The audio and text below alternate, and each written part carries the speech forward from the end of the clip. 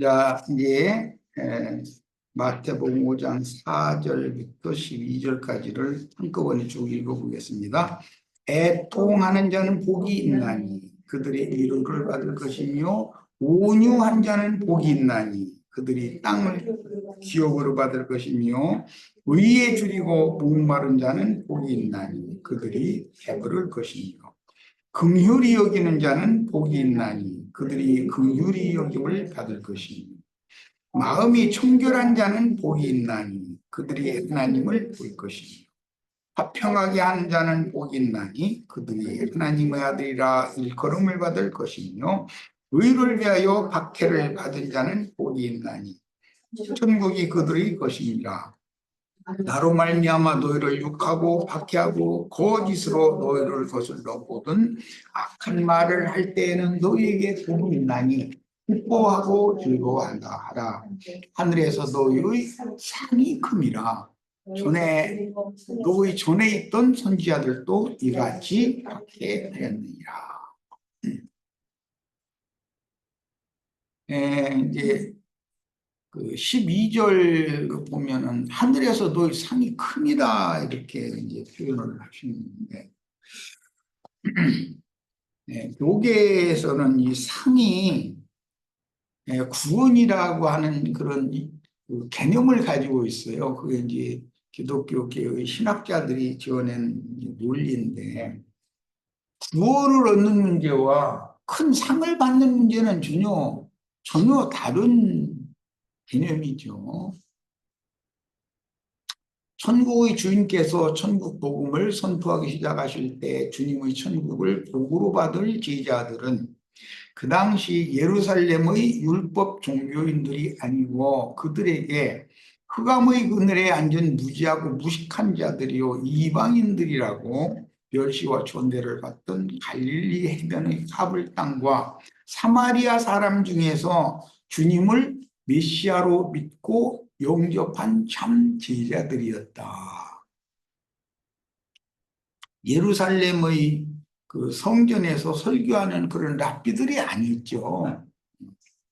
주님이 선포하신 그 나라의 복음, 천국 복음이 실현되어 이 말 메시아의 왕국은 구속하신 제자들에게 임하는 왕국 시대인 교회 시대와 장차 새롭게 되어 나타날 세상에서 실현되는 아들의 왕국인 그 천년기간의 왕국은 영원전부터 영원후까지 아버지의 왕국인 하나님의 왕국과는 구별이 된다. 즉 천국과 하나님의 나라는 구별된다. 마태복음에는 하나님의 나라라는 용어보다는 천국이라는 용어가 많이 나오죠. 그런데 이제 누가복음 등에서는 하나님의 나라라는 용어가 더 많이 나오죠. 바울 사도는 하나님의 나라라는 용어도 사용했지만 천국에 이르는 얘기까지 천국과 하나님의 나라를 혼용을 해서 말씀을 증거했기 때문에 문맥의 흐름을 살펴서 하나님의 나라와 천국이라는 개념을 잘 정립할 필요가 있다는 거예요.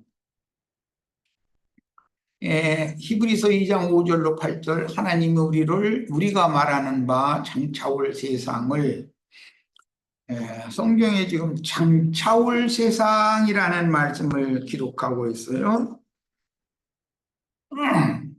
천사들에게 복종하게 하심이 아니니라. 그러나 누구인가가 어디에서 증언하여 이르되 사람이 무엇이기에, 여기 사람이라는 말은 예수님을, 인자 예수님을 염두에 두는 말이에요. 주께서 그를 생각하시며 인자가 무엇이기에 주께서 그를 돌보시나이까. 그를 잠시 동안, 여기 그라는 건 사람으로 오신 예수를 말하는 거예요. 잠시 동안 천사보다 못하게 하시며, 육신의 모양으로 왔으니까 천사보다 못하지요 당연히. 영광과 존귀로 관을 씌우시며 만물을 그 발 아래 복종하게 하셨느니라 하였으니, 만물로 그에게 복종하게 하셨은즉 복종하지 않은 것이 하나도 없어야 하겠으나, 만물은 하나님의 창조물이기 때문에 창조자는 만물 중에는 들어가지 않으니까 지금 우리가 만물이 아직 그에게 복종하고 있는 것을 보지 못하고, 그러면 만물을 복종하게 하신 이는 하늘 아버지 중물주이고, 인자 예수도 하나님의 그 지시, 하나님의 사명에 복종하셨죠. 그래서 믿음의 본, 순종의 본을 보이셨어요. 자, 이제 이 관계를 지금 설명하는 거예요. 천국이 믿는 이들의 영과 마음에 임하는 교회 시대에는 아직 만물이 그리스도의 발 아래 복종하지 않고 거스르는 사탄의 은밀한 활동이 교회 시대 동안은 허용이 된다. 그러나 장차 오는 세상에서는 마귀가 무적행에 갇히기 때문에 허용이 안 되는 거죠. 은밀한 활동이. 야, 그 차이가 있어요. 그러니까 현세와 오는 세상의 차이는 그거죠. 누가복음 19장 11절로 16절, 그들이 이 말씀을 듣고 있을 때 비유를 더하여 말씀하시니 이는 자기가 예루살렘에 가까이 오셨고 그들은 하나님의 나라가 당장에 나타날 줄 생각합니다. 제자들도 예수를 그렇게 따른 목적이 뭐냐, 하나님의 나라가 당장 나타나면 좌우에 한 자리씩 차지하겠다, 이 생각이 있었다는 거죠.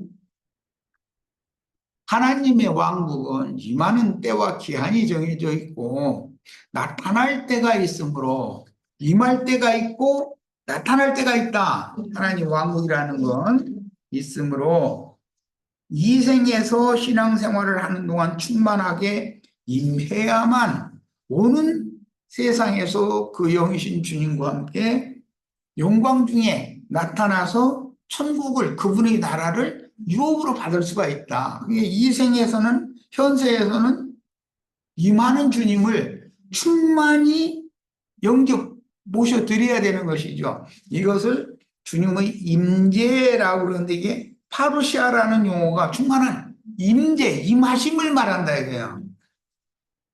그러니까 파루시아 하실 하나님만을 믿으면 안 되죠. 나타나실 하나님도 믿어야지. 나와 함께 영광 중에 나타날 그 주님도 믿어야지. 이르시되 어떤 귀인이 왕위를 받아가지고 오려고 먼 나라로 갈 때 그 종 열을 불러 은화 열 문화를 주며 이르되 내가 돌아올 때까지 장사하라 하니라 했는데, 하나님 나라의 장사라는 것은 영적 장사이니까 영혼 장사를 말하는 거죠. 이제 마태복음 3장에 가면 주님께서 자기 모든 것을 팔아가지고 그 부하가 감춘 밭을 사는 이야기도 하죠. 또 진주 장사 얘기도 했죠. 진주를 사러 왔다. 그런데 계시록 18장에는 땅의 상고들이 있죠. 그들도 많은 사업하는 것이 있는데 사람의 영혼들도 사업한다. 이랬어요. 그런데 그 백성이 그를 미워하여 사자를 뒤로 보내어 이르되 우리는 이 사람이 우리의 왕됨을 원하지 아니하나이다 하였더라. 귀인이 왕위를 받아가지고 돌아와서 왕위를 받아가지고 돌아왔다는 거, 그 영으로 승천 재림 부활 승천하셨다가 재림했다 그 말이죠. 은화를 준 종들이 각각 어떻게 장사하였는지를 알고자 하여 그들을 부르니 그 첫째가 나와 이르되 주인이여 당신이 한 문화로 열 문화를 남겼나이다. 이 사람은 장사 수완이 좋은 사람이네. 기독교식으로는 전도상 받은 거죠. 보험회사식으로 말하면 그 보험 많이들 이게 들게 만들었으면 또 상 주지요. 또 거기도 그런 식이죠 지금. 왜 상을 줘요? 경쟁을 시키는 의미가 있다는 걸 알 수가 있어요. 올림픽을 해도 1, 2, 3등에게는 상을 주잖아요. 1등과 2등의 차이가 많은 차이가 나는 게 아니에요. 수영 같은 거 보면 0.0 몇 초, 뭐 달리기 이런 거 보면 0.0 몇 초 이런 차이로 1등, 2등이 갈리잖아요. 어쨌든 이 세상에서, 세계에서 챔피언이 으뜸이 된다는 게 그만큼 쉽지 않다는 것이죠. 자, 누가복음 19장 17절로 19절 인용구를 봅니다. 주인이 이르되 잘하였도다 착한 종이요 네가 지극히 작은 것에 충성하였으니, 여기 지극히 작은 것에라는 것은 한 문화로 장사를 하라고 한 사명을 말한 거죠.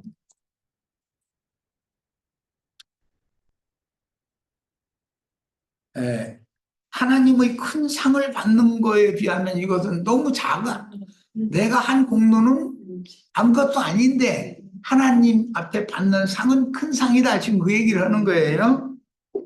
열 고을 다스리는 권세를 차지하라.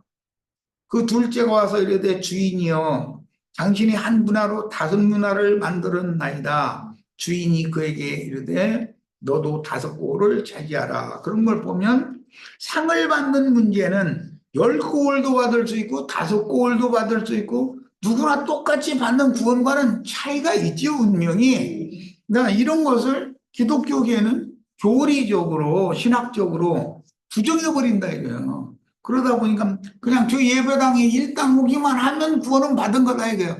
이제 구원 받았으면은 육신적인 축복을 받기 위해서 헌금도 잘하고 목사하라는데 순종자라고 이렇게 잘하다 보면 죽으면 천당은 무조건 갈 거고, 천당은 누구나 저 예배당에 나온 사람이면 주님 앞에서 영광의 면류관이라고 하는 상을 받으려면 목사님한테 잘해드려야 되는 거예요. 그러면은 상을 받는다 이렇게 가르치는 것이에요. 그러니까 그거는 너무 인본주의적인 것이지 그게 성경이 말하는 의도가 아니죠. 그래가면서 그들의 교리는 천국에서 무슨 상이 따로 있겠냐, 다 믿기만 하면 다 구원받는 게 상이다, 이런 교리를 주장한다는 거예요, 기독교계가. 그거는 자기만 존경과 대우를 받고자 한다라는 말인 거죠, 실제로는. 자, 이것이 장차 오는 세상에서 충성스러운 종들이 받을 공의로운 하나님의 천국 보상이다. 열 골 받을 수도 있고 다섯 골 받을 수 있어요. 장사를 잘한 여부에 따라서 상이 다르죠. 이것을 하나님의 공의라고 그런다 이거예요. 그리고 공법이라는 것도 이제 벌을 주는 것도 아무나 잘못했다고 다 똑같이 한 대씩만 때려. 그러면 그게 무슨 놈의 공법이겠어요. 공법을 집행하려면 잘못한 것도 경과가 있을 거 아니요. 과는 많이 때려야 될 거고 경한 건 좋게 때려야 되지. 그렇잖아요.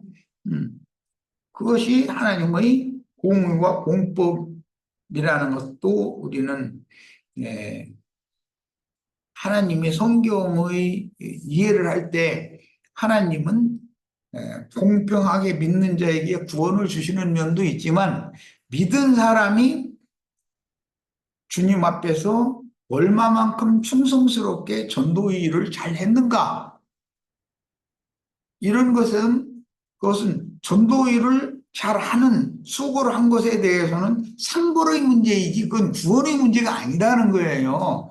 구원받은 사람이나 상 받을 일을 하는 것이지 구원도 못 받은 사람이 상 받는 일을 어떻게 해, 그게 말이 돼.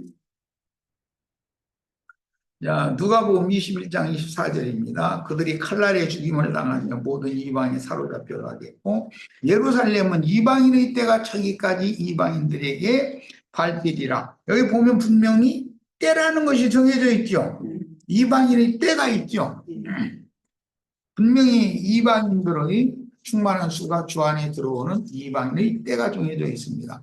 고린도전서 15장 24절로 28절, 그 후에는 마지막이니 그가 모든 통치와 모든 권세와 능력을 멸하시고 나라를 아버지 하나님께 바칠 때라. 나라 앞에 있는 나라를이라는 건 아들의 나라죠. 아버지께서 아들에게 주신 나라를 때가 차면 하나님 아버지께 다시 바치는 때가 온다, 그런 말이잖아요. 그가 모든 원수를 그 발 아래 둘 때까지, 그러니까 모든 원수를 예수님의 발 아래 둘 때까지 왕 노릇을 할 건데 맨 나중에 멸망받을 원수는 사망이다. 이 사망이란 육신의 생각을 말하는 거예요. 육신의 생각이 맨 나중까지 버티는 거죠. 금방 돌아가시는 할아버지도 육신의 생각은 싸질머지고 있죠. 그러다가 이제 맨 나중에 놀 때는 헛되고 헛된 거더라. 그러니까 너는 나처럼 이렇게 실패한 인생 살지 말라 할 때는 놓는 거지, 그때사. 그런데 때가 늦은 거지. 미리 놔야지. 자, 만물을 그의 발 아래 두셨다 하셨으니 만물을 아래에 둔다고 말씀하실 때 만물을 그의 아래에 둔이가 그 중에 들지 아니하는 것이 분명하다. 이 말은 예수님도 인자 예수는 만물에 들어가지요.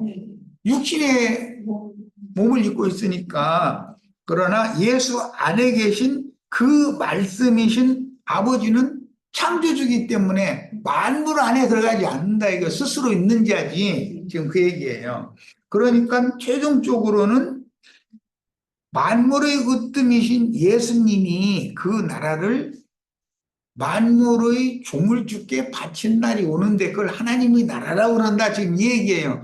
주님이 아버지께 그 나라를 바칠 때까지의 나라를 천국이라고 그런다는 거예요. 이게 구분이라는 거예요.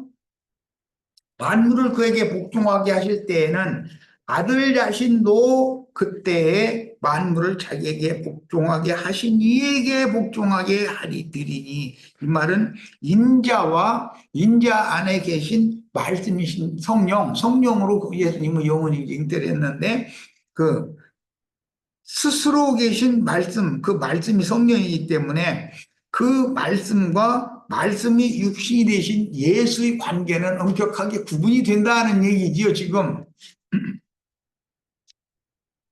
자, 때가 차면 아들이 그 나라를 아버지께 바칠 기한이 정해져 있고 아들의 왕국과 아버지의 영원한 왕국이 분명하게 구분된다는 것을 성경은 말하고 있다. 예수님 마태복음 5장은 천국에 대해서 말씀하셨지 아버지의 나라에 대해서 말씀하신 것이 아니죠. 자, 아버지의 나라 안에 유대 교인들도 다 아버지 나라 안에는 있었죠. 그런데 그들이 천국에는 참여하지 못했다. 이 차이를 알아야 된다는 거예요. 자, 마태복음 16장 27절 인자가 아버지의 영광으로 그 천사들과 함께 오리니 그때 각 사람이 행한 대로 갚으리라. 여기에서는 믿음대로 상을 준다 이렇게 돼 있는 게 아니죠. 믿는 자에게는 다 값없이 구원을 주시죠. 그 문제와 각 사람이 믿은 이후에 행한 대로 또 상이나 벌을 주는 문제는 전혀 개념이 다른 얘기다라는 거예요. 자, 계시록 2장 23절 또 내가 사망으로 그의 자녀를 죽이리니 모든 교회가 나는 사람의 뜻과 마음을 살피는 자인 줄 알지라.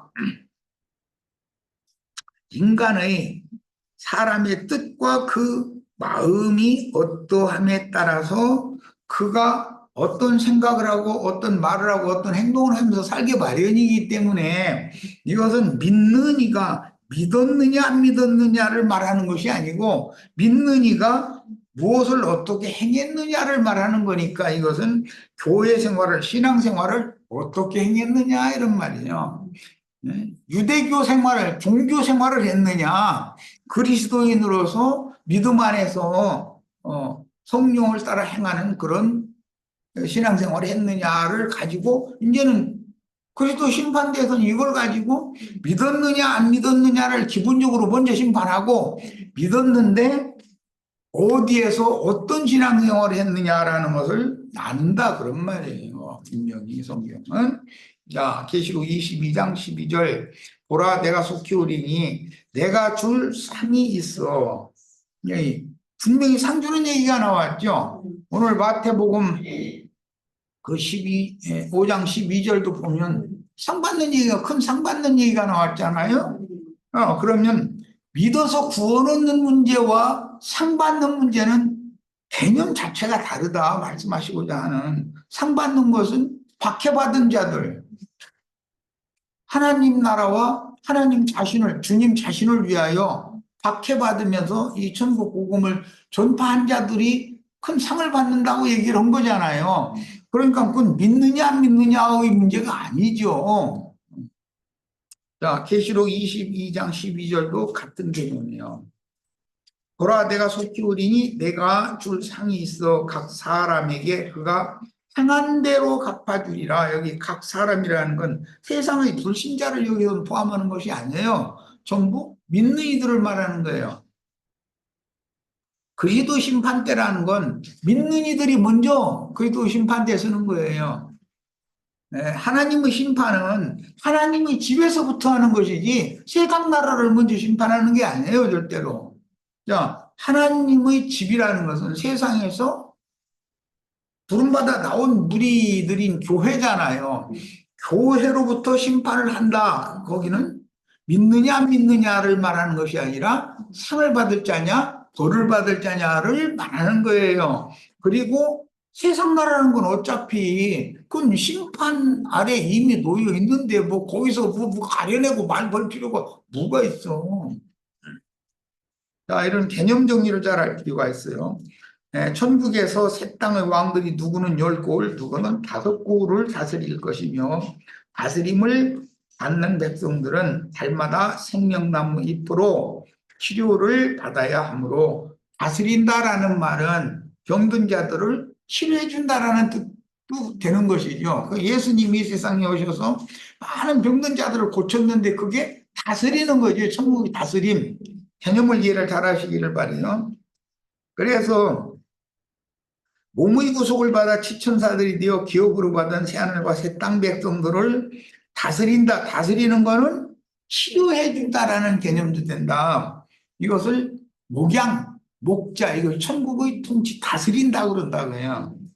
권위를 받는, 다스리는 권위를 상으로 받는 것은 전혀 다른 신앙 문제이다. 이 생에서 믿음이 다 구원을 얻었어. 그래도 백성들은 왕들에게 다스림을 당하게 할 거라는 거예요, 앞으로. 우리 형제 자매님들은 전부 왕들이 되어서 영원한 하나님 나라의 백성들을 달마다 치료해주는 역할을 해야죠. 공급을 해야 된다 이거예요. 생명 공급을 해야 돼. 빛을 공급해야 돼. 그러니까 그것이 천국의 다스림이라는 개념이다. 현재 신앙생활을 하는 것은 운동장에서 이기기를 다투며 경주하는 것과 같으므로 경주를 마친 그날에 주님께 큰 상을 받도록 성령의 격려를 받으며 열심을 다하고 충성을 다하여 주님이 준비하신 상을 받아 다스리는 자가 되기 위해서, 다스리는 자가 되는 것은 영원한 하나님 나라의 백성들이 달마다 치료가 필요하다는 거예요. 어둠의 그늘을 완전히 벗고 빛으로 충만한 상태가 되어 있지 않기 때문에 빛의 공급을 계속 받아야 된다는 거예요. 그늘진 부분을 치료해야 되니까. 그런 개념이 천국의 통치라는 개념이다.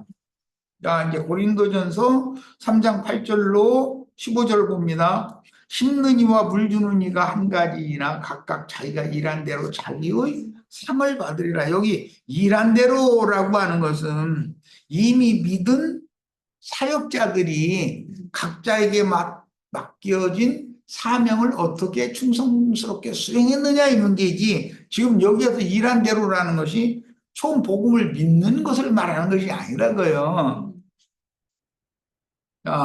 그다음에 내게 주신 하나님의 은혜를 따라 내가 지혜로운 건축자와 같이 토를 닦아둠에 다른 이가 그 위에 세우나 그러나 각각 어떻게 그 위에 세울까를 조심할지니라. 이 닦아둔 것 외에 능히 다른 토를 닦아둘 자가 없으니 이 터는 곧 그 예수 그리스도라. 이 문제 가지고 이제 내가 지방 입장으로 와야만 구원이다 이제 그걸 주장하는, 그건 참 다 좋은 얘기인데 그것은 지방교회라는 것을 이렇게 옹호하려는 사람들에게는 그게 통하는 얘기지만 하나님 앞에서 그것이 통하는 얘기가 되지 못할 수가 있다. 이제 이렇게 내가 반론 얘기를 해가지고, 지방 입장이 교회를 세우는 터가 되는 게 아니라 그리스도의 구속이 교회의 터가 되어 맞다. 그리스도께 회개하고 복음을 믿어서 구속을 받느냐의 여부에 따라서 그리스도가 교회를 세우는 터라고 되어 있지, 지방이 어떻게 지방 입장이라는 것이 그 교회를 세우는 터라고 되어 있느냐. 이것은 좋은 얘기일 뿐이지 성경의 진료는 맞지 않다. 그러다 보면 지방 입장이라는 교리를 받아들이지 않는 사람들은 애타적으로 그들은 구원 못 받았다고 정죄할 수가 있다. 이렇게 되면 큰일 난다. 그러면 지방 입장 파가, 당파가 또 하나 생기는 일이다. 이렇게 해가지고 이제 막 내가 얼마나 공격을 심히 받았는지 말도 못해, 애간. 그런데 좀 생각을 넓혀야죠.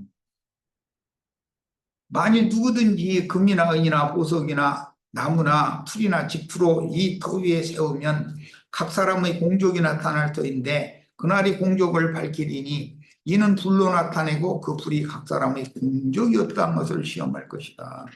만일 누구든지 그 위에 세운 공적이 그 위에라는 건 그 시도의 구석의 터 위에 자신을 세우는 걸 말한 것이고 또 사역자는 많은 사람들을 전도를 해서 서로 연락하고 상합해서 그리스도의 몸으로 건축되게 한 그 수고, 공적을 지금 말하는 거예요. 그러니까 이것은 믿음으로 구원 얻는 문제와는 전혀 별개의 그런 상벌의 문제는 별개의 문제다. 이런 것을 아셔야 되고 얼마 전 이야기인데 지금도 그 얘기를 주장한지 모르겠으나 그 이만희 그룹 사람들이 이제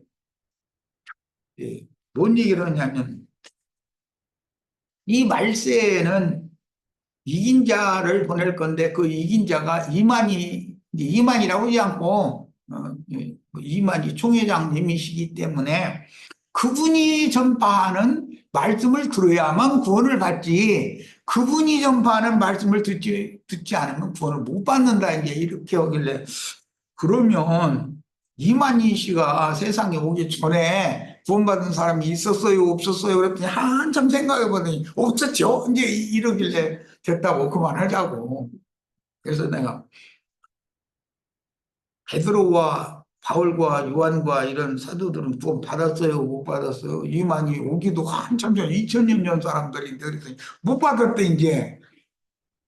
그걸 아니 구원도 못 받은 사람 얘기를 왜 이만희는 자꾸 성경이라고 하면서 인용을 하냐고 구원도 못 받은 사람 얘기를 왜 하느냐고 이제 그랬더니 그 이제 꿀먹은 벙어리가 되고 말한 적이 있었는데 이렇게 어떤 한 사람의 교리를 그 사람의 교리를 받아들여야만 구원이다라고 나가는 것은 그것은 너무 지나친 주장이다 이거예요. 그 사람이 하나의 종교 집단의 교주로 세우려는 뜻이잖아요. 그래서 그 훌륭한 영적 스승님이신 그 워시만니 그분이 지방 입장이라는 것을 교리를 내놨는데 나는 그런 것을 반대한다.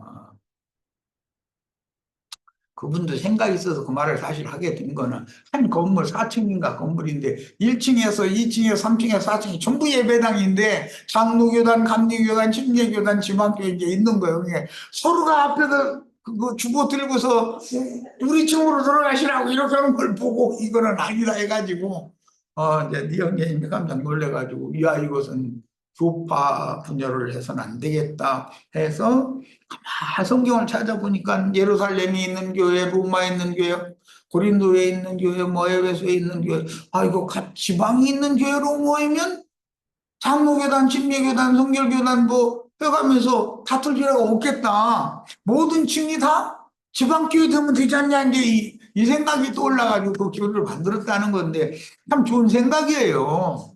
그런데 그게 지나치다 보니까 지방 입장 교리로만 신앙생활을 해야 구원을 받는다라고 나간 건 지나친 거다 이거예요. 아무리 좋은 선한 뜻이라도 지나치면 되냐 이거예요. 이런 교파, 파벌, 교단 이런 것 때문에 싸우고 그래서 주님은 하나의 몸을 세우는 분인데 우리가 너무 지금 뭔가를 잘못하고 있다 이렇게 가르치는 것과 지방 입장 교리 안으로만 모여야 구원이다라고 말하는 건 전혀 개념이 다른 것이거든. 그래서 내가 그건 너무 지나친 거다. 그렇게 전하면 다른 모든 믿는 이들이 장로교단 안에 있지만 몰라서 그들이 아무 생각 없이 장로 교파라는 거 안에 있어야 구원인 줄 알고 그 당연한 걸로 알고 그냥 거기서 신앙생활을 하지만 그들이 심령이 영으로 복음을 깨닫고 믿음으로 말미암아 그가 그리스도께서 이루신 구속의 터 위에 세워진 한 지체인지 만약에 지체라면 당신이 교리 때문에 그 지체를 배제시켜야 되기 때문에 그렇게 되면 이거는 큰일이다. 이건 범죄다. 그랬더니 그럼 장로교단도 되고 성결교단도 되고 다 되느냐고. 교단이 된다고 한 게 아니라 그 안에 있을지라도 분명하게 회개하고 복음을 믿음으로 거듭난 영혼이 있을 경우에 그 사람을 당신 맘대로 당신 돈 못 받았다 여기 안 오니까 그렇게 할 자격이 있냐 내가 그걸 말한다 그랬더니 막 나중에 성경책 집어 던져가면서 막 난리가 나고 아유 됐다고 아유 됐다고 그러면서 뭐 라이프 스타디 뭐 무슨 책 뭐 몇 페이지에 막 고정해가면서 막 해서 그래 아니 라이프 스타디 나도 있고 나도 다 읽어봐서 알고 하니까 그만 두고 성경으로 하라고 성경으로 대화를 하려면 성경을 기준으로 해서 대화를 해야지 무슨 누가 쓴 책을 가지고 설라고 그러느냐고 그렇게 하면은 같은 밖에 안 나온다 그랬더니 막 단체적으로 걸 아예 나는 갈란다고 그러고서는 거기서 혼자는 방아도 못 하겠고 뭐 떼제비로 들고 일어나다니 이런 것도 내가 참 경험도 해봤는데 그만큼 사람들이 어떤 중교 집단의 교리에 세뇌당하면 물불을 안 가리고 물 앞뒤 안 가리고 막 나가버리는 거예요. 우리는 절대 그런 일이 없어야 되겠어. 우리가 아무리 진리 말씀을 많이 가르침 받고 뭐 다른 사람들보다 좀 뭐 부분적으로 아는 지식이 좀 더 있고 그렇다 한다고 해서 그렇게 지나쳐 나가도 안 되고 함부로 행하면 안 된다. 주님 안에서는 오늘은 뭐 오늘 이거 다 해야 되는데 다 하지 못했고 우리 지체들이 스스로 남은 부분 꼭 읽어보시기를 바랍니다. 그리고 목요일 날은 2번 자료를 더 해드리고 그 말씀으로 나가겠습니다. 자, 오늘 집회 모두 마칩니다.